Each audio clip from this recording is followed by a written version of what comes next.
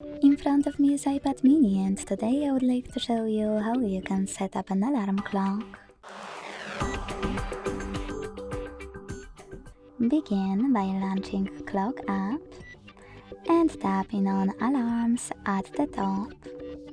Then select this plus at the top right corner and manage all of those options however you need to. At the top, set up an hour.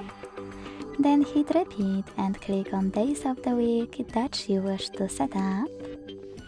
Go back, hit label, name your alarm however you want to.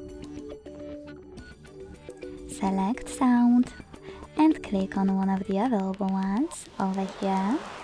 Select pick a song to pick any song from your library and apply it.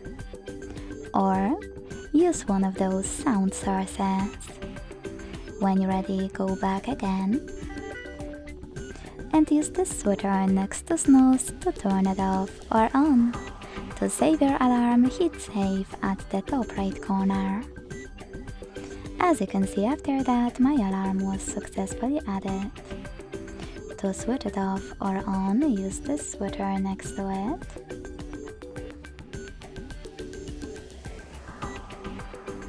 To make some changes, click on it, change whatever you want to, and hit cancel to discard those changes or save to save them.